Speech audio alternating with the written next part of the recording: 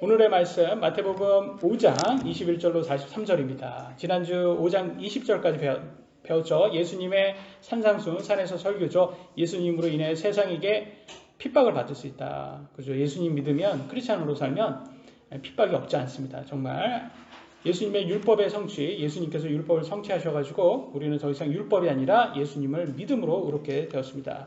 그래서 21절부터 같이 보도록 하겠습니다. 첫 번째, 살인은 마음에서 시작된다.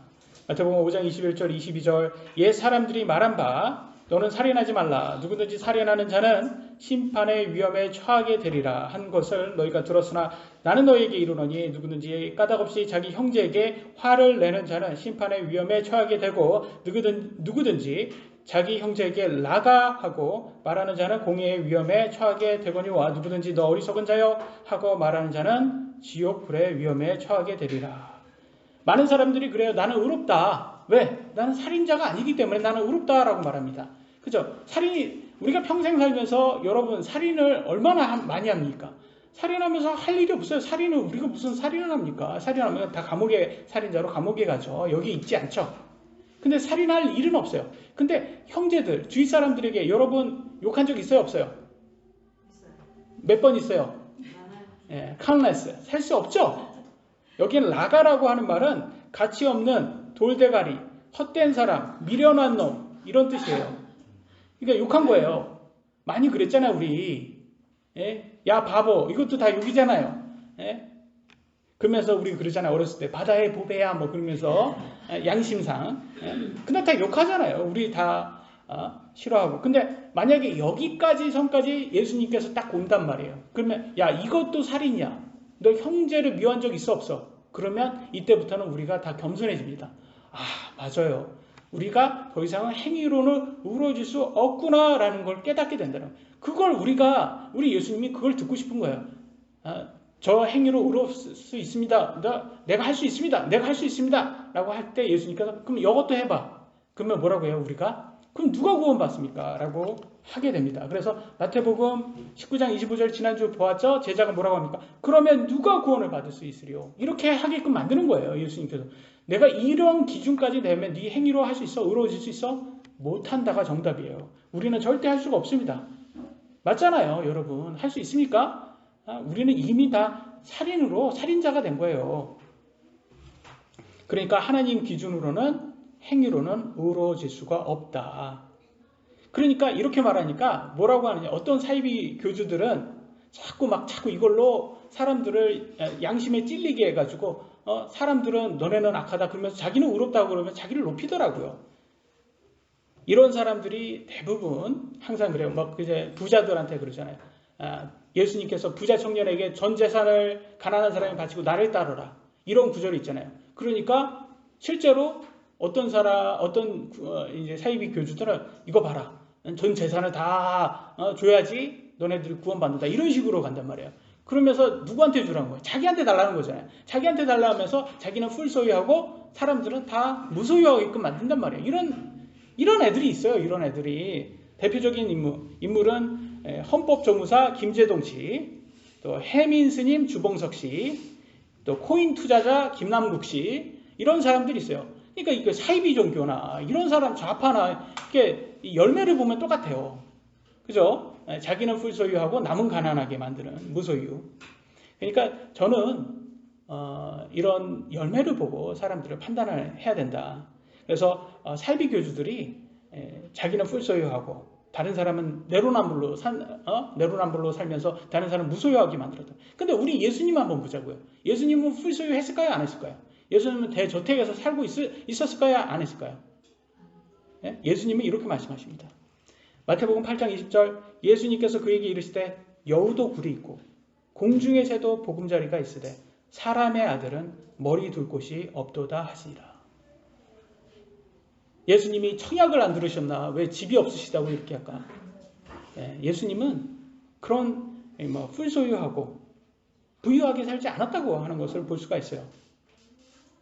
그러면 가난이 그러면 정답입니까? 아니라는 거예요. 그게 아니다. 행위 아니다. 이걸 가르쳐 주려고 하는데 사람들이 자꾸 가난이 의롭다. 아니면 뭐 다른 걸로 행위로 의롭게 된다. 자꾸 행위로 가려고 그래요. 아니다. 너네는 할 수 없다. 형제를 미워하고 욕하고 이건 살인하고 동일죄다. 그렇게 말하면 우리는 그냥 겸손하게 맞습니다. 하나님, 저는 죄인입니다. 이렇게 해야지 맞는 거예요. 우리는 의로워질 수가 없어요. 우리는 예수님을 믿어서 그것을 의로 여겨지는 것 뿐이에요. 예수님을 믿으셔야 됩니다. 예수님 외에는 우리가 의롭게 될 수가 없어요. 제가 한 예를 들어 드릴게요. 여러분 가속 카메라가 여러분 의롭게 만들어줍니까? 과속 카메라는 여러분이 과속하면 과태료를 내게 만들어요. 근데 과속 카메라가 있어서 여러분이 법을 잘 지키고 지나갔어요. 그러면 여러분에게 지원금을 줍니까? 아니잖아요. 야, 너 법 잘 지켰어. 속도 잘 지켰어. 그러고 그럼 지원금 여기 줍니까? 아니잖아요. 이 율법의 한계라는 거야. 율법은 누구를 위해서 있는 거야? 범죄자들을 위해서 있는 거예요. 이 율법의 한계라는 걸 알려주는 거예요. 이거는 너희를 선하게 못 만들어. 율법은 단지 범죄자들에게 그들에게 범죄를 하지 말라고 이렇게 기준이야. 이거는 너를 선하게 못 만들어. 그러나 우리가 예수님을 사랑하게 되면 우리는 그때 선이 나오게 된다는 거예요.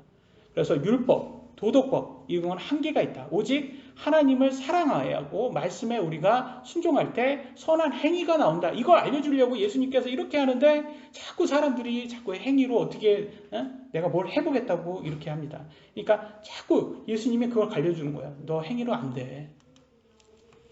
23, 24절. 그러므로 내가 내 예물을 제단으로 가져오다가 너를 대적할 어떤 일이 내 형제에게 있음을 거기에서 기억하거든 내 예물을 거기에 제단 앞에 두고 내 길로 가서 맨 먼저 내 형제와 화해하고 그 뒤에 와서 내 예물을 드리라 라고 말하고 있어요. 여러분, 하나님께 헌금 드리는 거 왜 드립니까? 하나님 말씀에 순종해서 하나님께 기쁨이 되려고 드리는 거잖아요. 근데 그거 하기도 전부터 내가 하나님 헌금했으니까 내가 됐잖아요가 아니라 형제들하고 무슨 문제가 있으면 화해하고 헌금해라라는 거예요. 네? 하나님의 기쁨이 되려면 먼저 형제들하고 화해하는 게 더 중요하다는 거예요. 예물 주는 것보다도. 예물도 주는 거 중요하죠. 그러나 그것보다도 더 중요한 거는 하나님 말씀에 순종해서 형제들과 서로 사이좋게 잘 지내라는 거예요. 부모의 입장에서 알아요. 우리 아이들 3명이 있는데 서로 싸우면 부모의 기쁨이 안 돼요. 근데 잘 지내잖아요. 그럼 얼마나 예쁜지 몰라요. 지내줄게 막 킥킥대고 막 웃고 막 그런 너무 잘 지내면 제가 다 옆에서 보면 너무 예뻐요. 우리 아이들이. 저렇게 사랑스러울 줄 몰라요. 그래서 우리가 항상 그렇죠. 애들은 잘 때가 제일 예쁘다. 이렇게 잘 때가 제일 천사다. 그렇게 얘기하는 거 봅니다. 안 싸우니까 잘 때는. 그래서 하나님께서는 항상 우리에게 잘 지내라 라고 말해서 이렇게 말하고 있어요. 로마서 12장 18절 가능하다면 너희가 할 수 있는 대로 모든 사람과 화평하게 지내라 라고 말합니다. 여러분, 우리가 잘 지내는 걸 하나님이 원하세요. 여러분, 그래서 우리는 싸우지 말고 지내야 돼요. 교회에 가면 서로가 다 잘났다고 우리가 다 잘났잖아요. 잘난 거라고 믿는단 말이에요. 그러면 내가 더 잘나, 내가 제일 잘 나가 이러면서 항상 그러면서 제일 싸워요. 교회가. 그러면 하나님의 기쁨이 안 된다라는 거예요. 하나님께서 잘 지내라, 화평하게 지내라. 가능하면 크리스찬들이 이웃하고 원만하게 지내야지. 이렇게 하라는 것은 하나님께서 누구를 위해서예요? 이웃을 믿지 않는 이웃을 위해서예요? 크리스찬인 우리들을 위해서예요? 우리들을 위해서예요. 왜냐하면 그 이웃이 믿지 않는 이웃이 너희를 고소하면 너희들이 고생하니까. 이거예요. 그걸 얘기해 주고 있습니다. 그래서 우리가 선한 간증을 해야 되는 이유가 크리스찬이 선한 간증을 가져야 하는 이유가 우리가 그들에 의해서 고소당하지 말고 잘 지내야지 너네들이 선한 간증을 해야지 니네들에게 편한 거야. 이거 알려주려고 그런 거예요. 보세요. 다음 구절 나옵니다. 25, 26절. 내가 내 대적과 함께 길에 있을 동안에 속히 그와 합의하라. 언제라도 그 대적이 재판관에게 너를 넘겨주고 재판관이 직무수행자에게 넘겨주어 너를 감옥에 가둘까 염려하노라. 진실로 내가 내게 이르노니 내가 마지막 한 푼까지 다 갚기 전에는 결코 거기에서 나오지 못하리라 라고 나와 있어요. 누구를 걱정해 주는 거고 누구를 염려해 주는 거예요. 하나님께서. 예수님께서 우리를 염려해 주는 거잖아요. 야, 너네들 잘 지내야지. 너네들 이렇게 잘 화해하고 잘 지내야지. 이웃하고 자꾸 문제 생기고 고소당하고 그래서 감옥 가면 너네들이 고생이잖아. 만약에 그러잖아요. 우리가 잘했어요. 잘했는데도 불구하고 크리스찬이라는 이유로 우리를 감옥에 갈 수 있잖아요. 예? 특히 공산당 같은 이런 사람들은. 그럴 때는 그거는 하나님께 영광이 되는데 우리가 잘못해서 우리가 범죄를 해서 감옥에 가면 그것은 하나님께 영광이 안 된다고 말합니다. 베드로전서 2장 20절에 이렇게 나왔습니다. 너희가 너희 잘못으로 인하여 매를 맞고 참으면 그것이 무슨 영광이냐? 너가 잘못해서 매 맞는 거는 감옥에 가는 거는 하나님께 영광이 안 된다고 말하고 있어요. 그러나 너희가 잘 행하고도 그것으로 인해 고난을 당하고 끈기 있게 그것을 견디면 이것은 하나님께서 받으실 만한 것이니라. 그러면 하나님께 영광이 된다는 거예요. 우리가 잘 크리스찬으로 잘하고 선한 간증으로 사는데도 불구하고 이 못된 저 그리스도들이 우리를 막 이렇게 가만히 안 두고 막 순교시키고 막 죽이고 막 그런 사람들 있잖아요. 공산당처럼. 그러면 그만 하나님께 영광 받는 거예요. 그러나 우리가 사람들하고 잘 싸우고 막 이렇게 싸움닭처럼 막 와가지고 막 해가지고 그러면 하나님께서 영광을 못 받는다고 합니다. 그래서 우리가 예수님을 믿음으로써 예수님께 말씀에 순종하면서 우리가 선한 행위가 나오는 거지 우리 육신을 한번 보세요, 여러분. 선한 행위가 안 나옵니다.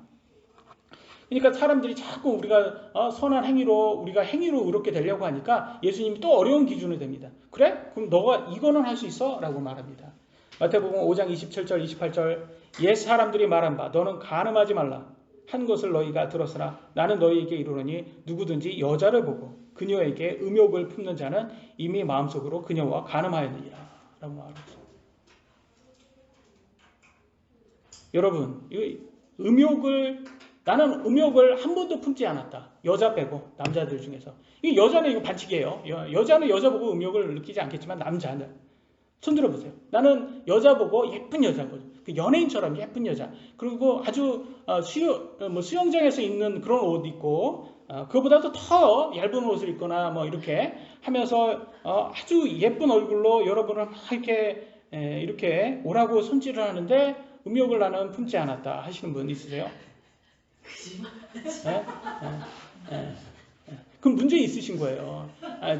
그 병원 가셔야 돼. 이걸 못 느꼈다라고 나는 음욕을 느낀 적이 없다 그러면 여러분 병원 가셔야 돼. 비뇨기과 가셔야 되는 거야. 음욕을 느껴야지 정상이에요, 여러분. 이게 제가 이따도 알려드립니다. 은하자매님 뭐 굳이 볼 필요 없어요. 이거 여자한테도 마찬가지예요. 여러분 보시잖아요. 여러분 남자 배우. 남자 배우 안 봅니까? 남자 배우? 남자 가수. 그뭐 다 오빠 부대라고 그래. 이렇게 언니 부대 언니 부대가 아니라 누나 부대는 없어요, 보니까. 다 오빠 부대예요. 그러면 다 여자가 한다는 거 아니에요. 여자가 자기 남편감으로 무슨 신랑 뭐 이렇게 하더라고요. 다 느낀다는 거 아니에요. 뭐 성적인 건 아니더라도 그런 느낌을 한다는 거예요. 음욕을 느낀다는 거예요. 제가 아까도 말해드리지만 어떤 사이비 교주는 이걸 가지고 너네들 다 음욕 느끼지? 그러니까 너네는 죄인이야. 그러면서 자기는 안 느끼는 것처럼 이런 내로남불이 어디 있어요? 다 똑같이 인간이. 여러분 인간이라는 제품을 가장 잘 설명해주는 설명서가 있어요. 뭡니까? 성경이에요. 성경. 거기에는 뭐라고 나왔습니까? 의로운 사람은 단 한 사람도 없다라고 나와 있어요. 그 말은 뭐예요? 목사나 성도나 세상 사람들이나 다 똑같다라는 거예요. 의로운 사람 없어요, 여러분. 그러니까 음욕이라는 다 느끼는 게 그게 당연한 거고 하나님께서 그렇게 만드셨어요. 여러분 이거 안 만들었으면 하나님의 명령에 이게 말이 안 돼요. 보세요. 이거 하나님이 넣어준 거예요. 음욕이라는 것을. 보세요. 하나님 명령을 놨습니다. 창세기 1장 28절 하나님께서 그들에게 이르시되 다산하고 번성하여 땅을 채우라 이릅니다. 다산하래요, 여러분. 음욕이 없는데 어떻게 다산합니까? 저는 아무 생각이 없습니다. 남자가 생각이 없으면 뭐라고 해요? 하늘을 봐야 뭐라고 하죠? 하늘을 봐야 별 딴다고. 네, 하늘을 봐야 별을 딴다고. 예? 남자가 음욕이 없으면 이거 애를 낳을 수가 없어요, 이거. 맞잖아요. 음욕은 품는 거는 글자 그대로 모두에게 다 그런 거. 그래 많은 사람들이 자꾸 이걸 가지고 뭐라고 합니까?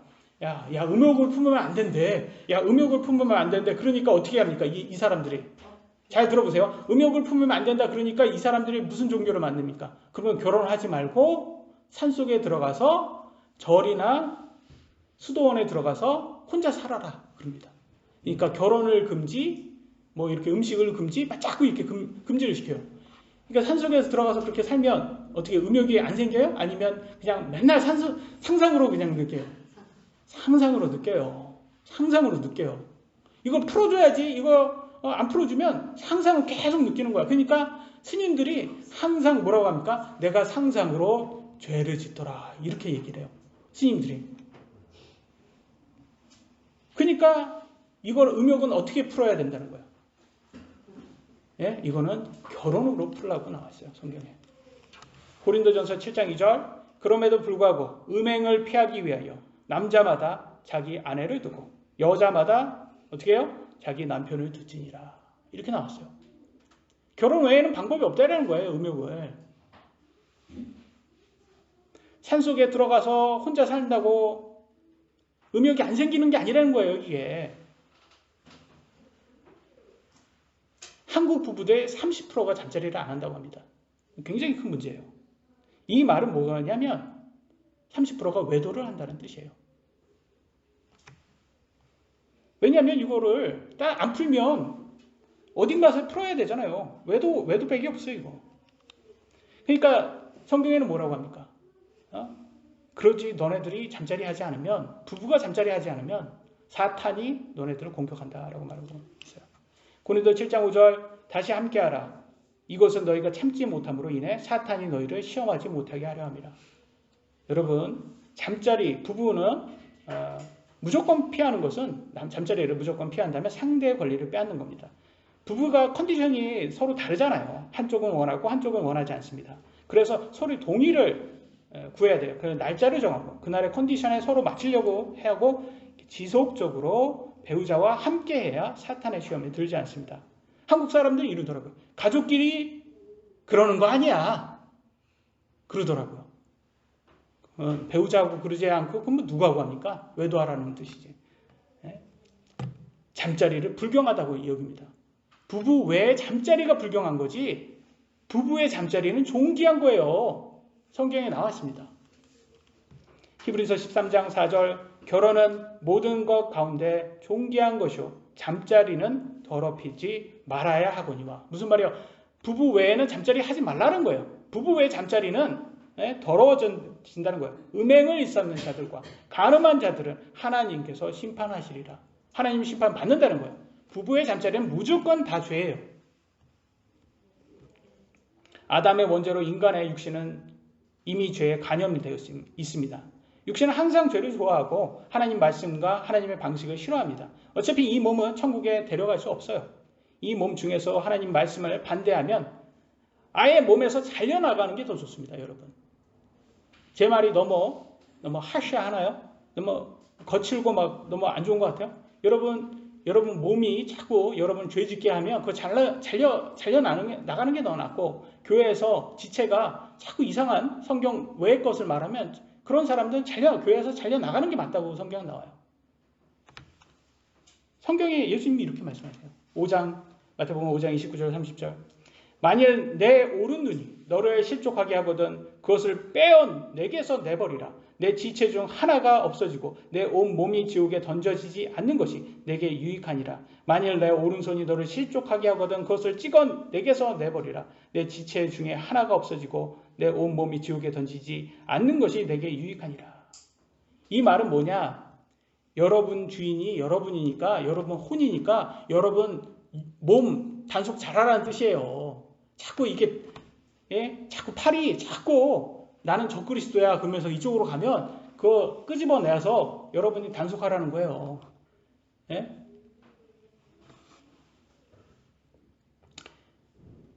여러분 육신을 통제하지 않으면 육신이 여러분을 통제하려고 합니다. 이 육신이 자기가 주인이라고 막 외쳐요. 최근 제가 담적병에 걸려가지고 위가 작동을 안 하잖아요. 그러니까 위가 자꾸 지가 주인이라고 자꾸 저를 통제하려고 하더라고요. 그래서 제가 2시간씩 지금 걷잖아요. 하루에. 2시간 걸으면서 제가 위한테 말하는 거예요. 너가 주인 아니야. 너가 주인 아니야. 그러니까 2시간 걸으니까 지가 그리고 항상 이렇게 위에 제가 이제 지가 운동을 안 하니까 이게 제가 그래서 제 위는 이거 좌파다. 이 민노총이다. 파업을 했으니까. 그래가지고 제가 대신 제가 운동을 해줘요. 제가 위 운동을. 제가 이렇게 마사지로. 그래서 그러니까 소화가 되죠. 소화 안 될 수가 없죠. 2시간 걸으면 소화 안 될 수가 없어요. 여러분. 그래서 주인이 누군지 알려줘야 된다. 그래서 여러분 몸이 자꾸 이렇게 간음이나 음행 쪽으로 가려고 하면 여러분 단속하셔야 되는 거예요. 여러분 주인이 누군지 알려주셔야 되는 거예요. 두 번째 주제는 신성한 결혼입니다. 마태복음 5장 31절 32절 또 일러스되 누구든지 자기 아내를 버릴 자는 그녀에게 이혼 증서를 줄지니라 하였으나 나는 너희에게 이르노니 누구든지 음행이 아닌 다른 이유로 자기 아내를 버리는 자는 그녀로 하여금 간음하게 하며 또 누구든지 이혼당한 여자와 결혼하는 자는 간음하느니라. 이 말은 뭐냐면 옛날에는 막 척도 두고 남성 우월주의 세상이었어요. 그러니까 예수님 당시에는 이렇게 남편이 아내가 마음에 안 들어요. 그러면 야 이혼 증서 여기 있다. 너 더 가 그냥 니네 집으로 가. 이럴 수 있었던 세상이었어요.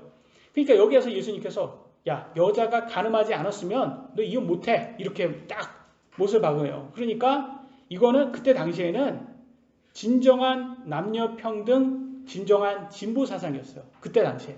오늘날 좌파들이 진보 사상이라고 자기는 말하지만 태보를 하고 있잖아요. 근데 여기에서 말하는 남녀평등 진보 사상은 예수님 진짜 진보, 진짜 발전하는 진보 사상은 예수님이 먼저 남녀평등을 얘기했어요. 왜냐면 이때 당시에는 남성 우월주의라 그냥 마음에 지금 그냥 아내가 보기 싫으면 그냥 이혼을 할 수 있는 거예요. 자기 마음대로. 이 좌파 페미니스트들이 남녀 갈등을 자꾸 조장해서 결혼을 못하게 만들더라고요. 그러면서 뭐라고 하는지 아세요? 동거하래요. 동거. 그러니까 동거하면 어떻게 누가 좋을까요? 남자가 좋을까요? 여자가 좋을까요? 남자가 좋아요. 왜? 책임질 필요도 없죠. 그리고 생활비도 반반 부담해요. 너무 좋아요. 남자 입장에서는 너무 좋아요. 왜? 생활비 반반 부담하니까. 결혼하면 혼자 벌어야 돼. 혼자 다 해야 될 수도 있어요. 혼자. 외벌이 할 수도 있어요. 근데 왜 동거하면 그냥 반반 똑같이. 그리고 세상이 다 남자한테 월급을 더 주잖아요. 보통. 똑같이 뭐 일 직업상 틀리니까 남자가 좀 더 벌잖아요. 그러니까 남자 입장에 너무 좋은 거예요. 근데 이상해요. 페미니즘 때문에 누가 더 고생하는 거예요? 지금 여자가 더 손해보고 있어요.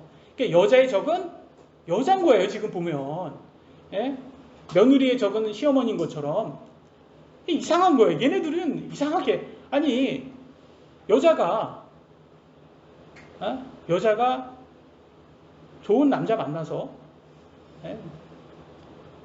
결혼해서 편하게 사는 게 더 여자한테 좋은데 근데 여기에 이 페미니스트들 이렇게 좌파 페미니스트들 보면 여러분 외모를 보시면 아시겠지만 별로 많은 남자들이 별로 좋아하지 않는 스타일이에요. 별로 매력이 없는 사람들이에요. 예쁜 여자들은 남자들이 다 좋아하는 스타일은 알아서 내려가요. 알아서. 가만히 안 둡니다. 그래서 참 저는 이게 제가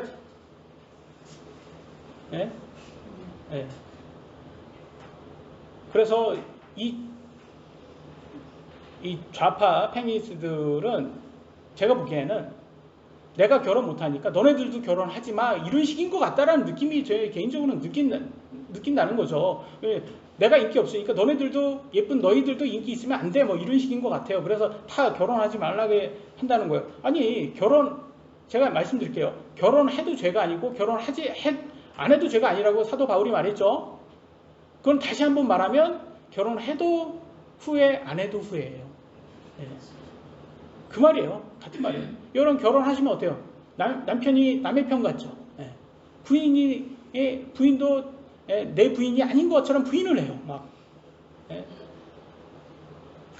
그러면 우리 아이들한테 제가 이거 결혼을 하라고 해야지 말라고 해야 돼. 고민이 돼요. 막. 그러니까 결혼을 해도 후회 안 해도 후회. 어차피 후회할 거 한 번 결혼하라고 그렇게 하더라고요. 보통. 해보고 안 되면 그때는 뭐 어쩔 수 없는 거고. 그래서 막 각자 선택이야. 각자. 모두 해도 정답은 없다. 근데 제가 왜 좌파들을 자꾸 뭐라고 하냐면 낙태로 죄 없는 아기를 죽이는 건 찬성하더라고요. 근데 이상하게 범죄자 사형 집행은 반대를 해요. 얘네들은. 범죄자들은 죽이는 건 안 된대요. 근데 아기 죽이는 거는 괜찮다는 거예요. 열매로 그들을 우리는 알 수 있다는 것을 확인할 수가 있죠. 33절 35절 또 옛사람들이 말한 바 너는 스스로 거짓 맹세하지 말고 내가 맹세한 것들을 주께 이행하라 한 것을 너희가 들었으나 나는 너희에게 이르노니 결코 맹세하지 말라. 하늘을 두고도 맹세하지 말 것은 그것이 하나님의 왕자이기 때문이요 땅을 두고도 하지 말 것은 그것이 그분의 발받침이기 때문이요 예루살렘을 두고 하지 말 것은 그것이 위대한 왕의 도시이기 때문이라. 왜 맹세하지 말라고 했을까요? 우리 어렸을 때 이랬어요. 야 이거 진짜야. 나 하늘에 두고 맹세해. 이런 애들 많았어요. 이런 애들이 거짓말 제일 잘해요. 왜냐하면 진짜 하늘을 두려워하지 않기 때문에. 그러니까 맹세를 너무 쉽게 하는 거예요. 그러니까 하나님을 두려워하지 않는 세상은 맹세가 너무 쉬워요. 그러니까 뭐예요? 신뢰가 깨진 사회예요. 요즘 한국에 뭐가 문제가 많은 게 전세 사기범이 문제예요. 전세 사기 큰 문제잖아. 전세 사기가 왜 문제예요? 부동산 중개인도 믿지 못하고 부동산 등기등본도 믿지 못해요. 공신력, 법적 효력이 없답니다. 믿을 게 없는 거야. 이럴 때는 맹세해봤자 아무 소용없어요. 나 이거 진짜입니다. 맹세합니다. 아무 소용없어요. 신뢰가 깨지면 어떻게 돼요? 전세라는 제도가 좋은 제도예요. 근데 이게 신뢰가 깨지면 더 이상 전세 안 해요. 월세로 갈 수밖에 없어요. 외국은 다 월세합니다. 신뢰가 없기 때문에. 우리나라는 그래도 신뢰가 있었기 때문에 전세가 있을 수 있었던 거예요. 좋은 거예요. 그런데 지금은 점점점 없어지고 앞으로는 없어질 거예요. 왜?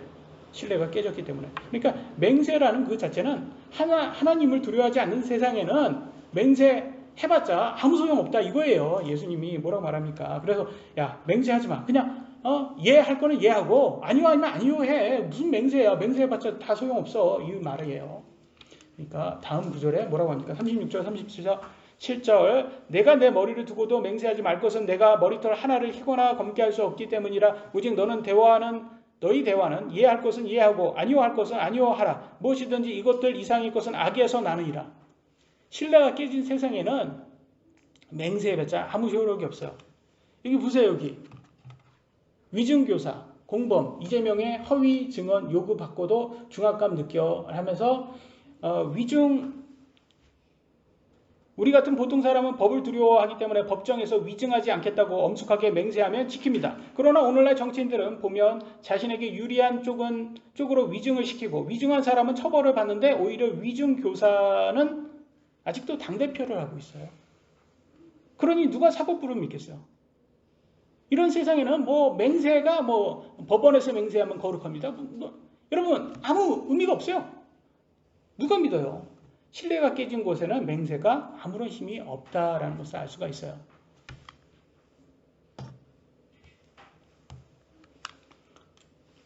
마태복음 5장 38절 39절 그들이 말한 바 눈은 눈으로 이는 이로 갚으리라 한 것을 너희가 들었으나 나는 너희에게 이르노니 너희는 악에서 맞서지 말라. 누구든지 내 오른 뺨을 치거든 그에게 다른 뺨을 돌려대며.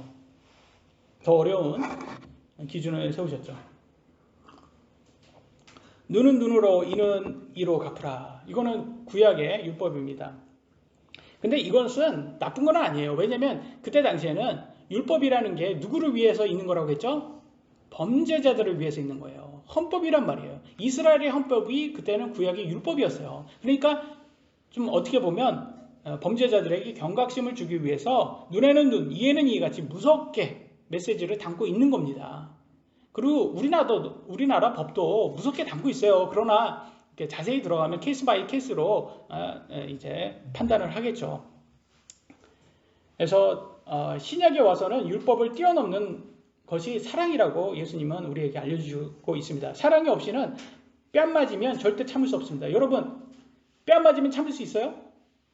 근데 사랑하는 아기가 여러분 이렇게 장난으로 치잖아요. 그래도 저는 못 참긴 하는데 참고로 저는 제 아이가 이렇게 아기 때 막 이렇게 재밌다고 탁 이렇게 때리면 아유 이쁘 그러면 계속 때려요 아기가. 저는 바로 혼냅니다. 저는 이게 어디 감히 이러면서 그러는데 그래도 참으시는 분 있어요. 그걸 왜 참아요? 사랑하니까. 그죠? 예뻐서 이렇게 하는 건데, 그래 애들이 좀 약간 막 이렇게 짓궂게 하는 애들 있잖아요. 그 엄마한테. 그래도 엄마는 다 받아주잖아요. 그게 다 사랑이라 받아주는 거죠.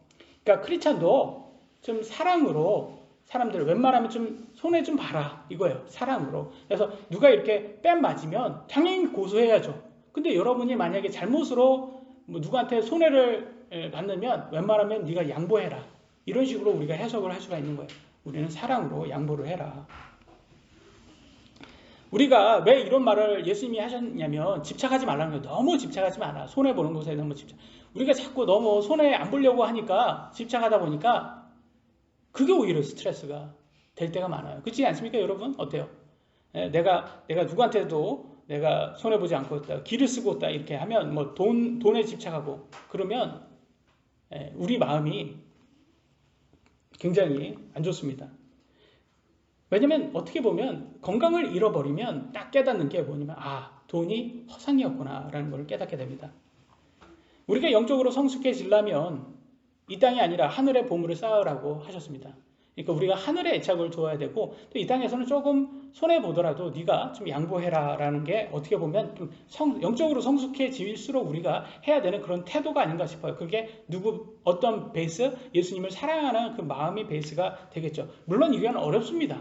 제가 이렇게 목사이지만 제가 말하지만 여러분 와서 제 뺨을 때리면 전 고소할 겁니다. 뭐 제가 이렇게 말해도 그렇죠. 근데 그럼에도 불구하고 그 정도의 마음을 가져라. 좀 어떻게 보면 여유를 가져라. 라고 말씀하십니다. 마태복음 5장 40절로 42절. 또 어떤 사람이 너를 법에 고소하여 내 겉옷을 뺏으려 하거든 내 겉옷까지도 가지게 하고 또 누구든지 너를 하여금 억지로 오리를 가게 하거든 그와 함께 십리를 가며 내게 구하는 자에게 주고 내게 빌리고자 하는 자를 너는 물리치지 말라. 이렇게 좀 이렇게 다른 사람에게 좀 많이 이렇게 베풀라라고 말씀을 하세요. 근데 이게 우리의 육신적인 욕심으로는 이게 어려워요. 근데 우리 성령님께서 이렇게 우리 안에 딱 들어오셔서 우리에게 좀 넉넉한 마음을 주시잖아요. 우리에게 좀 성령으로 감동시켜 줄 때는 우리가 한도 없이 막 이렇게 막 베풀게 됩니다. 우리가 하는 게 아니에요. 우리 안에 있는 성령님이 하세요. 자꾸 오늘날 신뢰가 자꾸 깨지는 사회고 예전에는 정이 많았잖아요. 그러니까 자꾸 베푸는 그런 사회였단 말이에요. 특히 전통시장 같은데 이런 데 가면 우리 어머니들 같은 그런 분들이 장사하시는 분들이 양도 많이 주셔가지고 참 정이 많다. 그래 그렇게 많이 느꼈어요. 그죠? 근데 오늘날 전통시장 어때요? 가니까 저게 뭐 15,000원인가? 이게? 저 조그맣게 튀김 있잖아요. 저게 15,000원이라고 하더라고요. 순대를 골고루 섞어드릴까요? 그러니까 섞어주세요. 그러니까 6,000원짜리 시키고 골고루 섞어줄까? 그러니까 섞어주세요. 그러니까 10,000원짜리로 받더래요. 그러니까 메뉴를 바꿔버린 거예요. 자기가. 아니 섞어줄까? 그러면 우리는 그냥 6,000원짜리 중에서 그냥 그만큼 양을 섞어서 준다고 생각하지 10,000원짜리로 바꾼다고 생각 안 하죠. 말로써 저렇게 메뉴를 바꾼대. 6,000원짜리 달라고 했는데도. 이게 오늘날 이게 현상이에요. 자꾸 정이 없어지잖아요. 사랑이 없어지잖아요. 근데 이분들은 너무 또 뭐라고 할 수 없어요. 이분들도 뭐 사는 입장이고 뭐 그러니까 그거 가지 않으면 돼요. 여러분 이마트 가세요. 저는 이마트를 참고로 좋아합니다. 쿠팡 이용하세요. 쿠팡. 각자 자기가 좋아하는 거 하면 되는 거죠. 그런데 제가 말하고자 하는 것은 이분들을 욕하고자 하는 게 아니라 그만큼 각박해지는 것을 예수님께서 원하지 않는 거예요. 사랑하라, 베풀라 이거를 원하시는데 우리가 너무나 이렇게 손해 안 보려고 자꾸 일을 하면 자꾸 이런 사람들이 점점점 많아지면 이런 세상이 된다라는 것을 우리에게 보여주시고 있다는 거죠. 그래서 이웃의 사랑을 강조하시는 모습을 보여주세요. 근데 심지어는 원수까지 사랑하시라고 합니다. 참 어렵죠? 원수를 사랑하라. 마태복음 5장 43절로 44절.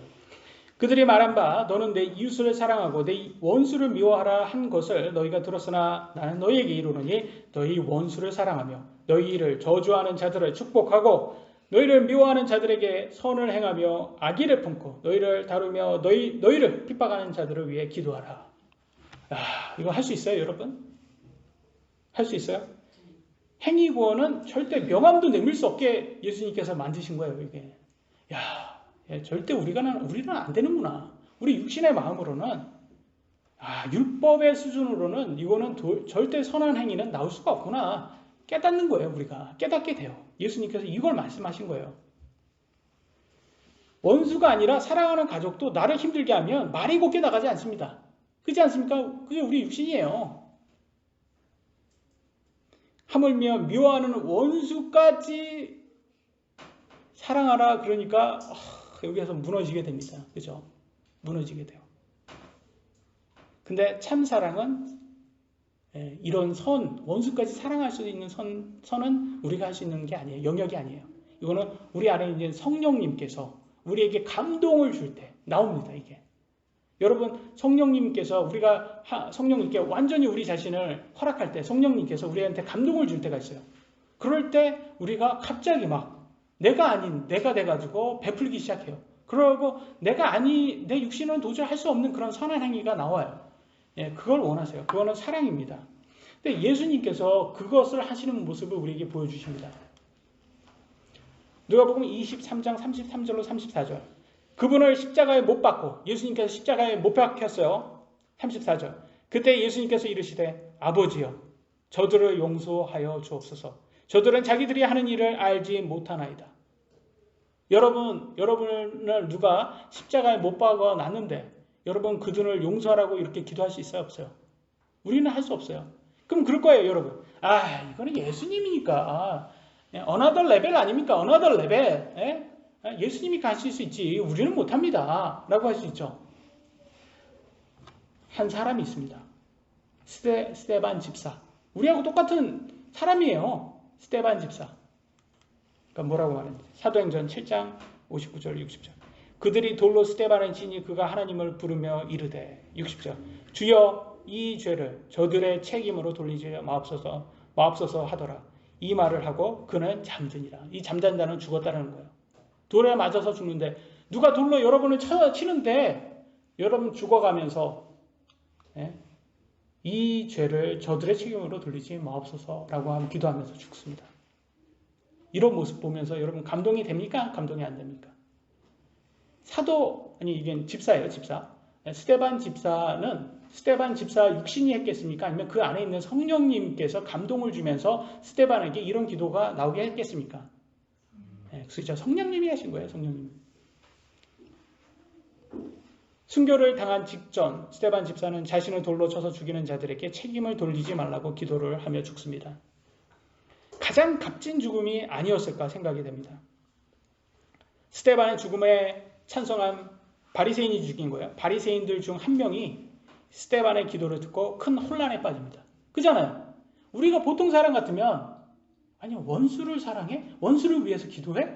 이게 말이 안 되잖아요. 이게 말이 안 되는 거예요. 그러니까 여기서 혼란이 빠진 거예요. 스데반이 믿는 예수님은 과연 누군가? 어떻게 저 예수님 믿으면 저렇게 죽어가면서까지 원수를 사랑할 수 있을까? 혼란에 빠진 사람이 있습니다. 누군지 아세요, 여러분? 사도 바울입니다. 사도 바울. 이때는 사울이었죠. 이때는 핍박을 했던 사람이에요. 그런데 이 사람이 사도 바울의 스데반의 기도를 듣고 혼란에 빠져 있다가 나중에 예수님이 부르니까 예수님 믿고 완전히 바뀝니다. 사도행전 22장 20절. 주의 순교자 스데반이 피를 흘릴 때 나도 곁에 서서 그의 죽음에 동의하고 그를 죽인 자들의 옷을 지킨 것을 그들이 아나이다 하니. 사도 바울이 이 자리에서 스데반의 기도를 들었다는 거예요. 그러면서 아마도 기억했을 거예요. 예수님은 어떤 분인가? 예수님은 어떤 분이기에 예수님 믿은 사람은 저 원수까지 사랑하나? 저기 가능해, 사람이? 저기 가능하냐고. 내가 믿는 율법은 저기 불가능한데 예수님 믿으니까 어떻게 저렇게 원수까지 사랑한다고 기도를 할까? 혼란에 빠졌을 때 예수님 부르니까 믿고 바뀐 거죠. 사도 바울도. 여러분, 복수는 또 다른 복수를 낳게 됩니다. 용서는 그런데 또 다른 용서를 낳게 된다는 거예요. 예수님을 통해 제자들이 이것을 배우게 됩니다. 하나님께서 우리를 용서해 주신 것처럼 우리도 다른 사람들을 심지어 원수까지도 용서할 수 있는 게 참 사랑이라고 합니다. 어렵죠? 어려워요. 제가 이렇게 설교하지만 저도 똑같습니다. 성령님께서 감동을 주시지 않으면 우리는 못해요. 육신은.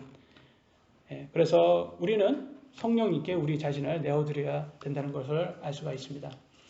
마태복음 5장 45절 그리하면 너희가 하늘에 계신 너희 아버지의 아이들이 되리니 그분께서는 자신의 해를 악한 자와 선한 자 위에 떠오르게 하시며 비를 의로운 자와 불의한 자 위에 내려주시느니라. 무슨 말을 하는 거예요? 하나님께서는 차별을 두지 않는다는 거예요. 제가 하나님 같았으면, 제가 하나님이라면 나를 잘 믿는 사람만 해와 비를 줄 것 같은데 우리 하나님은 악한 자나 선한 자나 차별 없이 모두에게 필요를 제공해 주시는 신실한 분이심을 보여주고 있어요. 이걸 보면서 우리도 배우라는 거예요. 심판은 어차피 하나님께 속한 겁니다. 하나님께 맡기셔야 돼요. 우리는 하나님 말씀에 순종하여 심지어 원수까지 사랑하는 참 사랑을 실천하기 위해서 기도를 해야 합니다. 46절 48절 너희가 너희를 사랑하는 자들을 사랑하면 무슨 보상을 받겠느냐. 세리들도 바로 그 일을 하지 아니하느냐. 또 너희가 너희 형제에게만 무난하면 다른 사람들보다 더 많이 하는 것이 무엇이냐. 세리들도 그렇게 하지 아니하느냐. 그러므로 하늘에 계신 너희 아버지께서 완전하신 것 같이 너희도 완전하라. 참 어렵죠? 네, 어렵습니다. 이 말은 뭐겠습니까? 세리도 한다는 것은 그때 당시에는 바리새인들은 세리를 그냥 아주 최고의 악한 범죄자처럼 오늘날로는 나라 팔아먹은 일제 앞잡이 같은 그런 취급을 했던 사람이에요. 그러니까 야 심지어 너희들이 최악이라고 했던 걔네들도 할 수 있다. 자기가 사랑받으면 그들에게 할 수 있는데 원수는 아무나 사랑할 수 없지 않냐. 원수까지 사랑하라는 거. 여러분 심지어 연쇄살인범 유영철이 들어봤죠? 그 사람이 자기 아들은 끔찍히 사랑했다고 합니다. 이건 뭐예요? 범죄자도 할 수 있는 거 아닙니까? 자기를 사랑하는 사람을 사랑하는 거는 누구나 할 수 있다는 거예요. 근데 원수까지 사랑은 아무나 할 수 없습니다. 그게 위대한 사랑이고 이거는 우리 육신이 할 수 없는 사랑이에요. 오직 성령님께서 우리 안에서 할 수 있는 것이고 그러기 위해서는 무엇이 필요하냐? 복음이 필요하다는 거예요. 여러분 솔직히 말씀드려서 여러분 원수가 있어요. 여러분 원수가 천국 갔으면 좋겠어요? 지옥 갔으면 좋겠어요? 지옥 갔으면 좋겠잖아요. 맞아요. 저도 그래요. 근데 사랑하라고 했잖아요. 그러니까 원수에게도 복음을 전하라는 거예요. 우리도 원수에게 복음을 전해야 되는 거예요. 그들도 천국 갔으면 하는 마음을 우리 육신은 원하지 않지만 우리는 성령님을 통해서 우리는 전해야 됩니다. 그러니까 물론 우리가 전한다고 그들이 믿는 건 아니에요. 그러나 원수에게도 예수님을 전하셔야 된다는 것을 그게 진짜 사랑이구나라는 걸 깨닫게 됩니다. 그래서 복음을 전할 때 가장 효과적인 방법이 뭘까요? 배고픈 사람에게 빵을 주는 겁니다. 그 사람의 필요를 채워주는 거예요. 그잖아요. 빵 주고 예수님 한번 믿어보세요 라고 하는 거와 배고픈 사람한테 배고픈데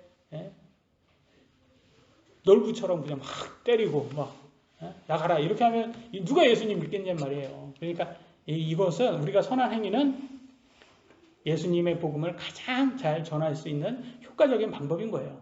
이렇게 사랑으로 우리가 해야지 복음을 잘 전할 수가 있습니다. 물론 어렵습니다. 이렇게 말하면서 우리 육신은 아무도 할 수가 없습니다. 그러나 성령님께서 우리 안에 있는 성령님께서 할 수 있습니다. 그래서 우리가 마음과 혼과 생각을 다해서 하나님을 사랑하라고 하셨습니다. 그러니까 최선을 다해야 되는 거예요. 그리고 이웃을 사랑하라고 하셨습니다. 둘째 명령입니다. 그래서 우리는 하나님을 제일 사랑하고 그 다음에 이웃을 사랑하는 그런 성도 되시기를 예수님의 이름으로 기도합니다. 여기까지 하겠습니다. 기도하시겠습니다.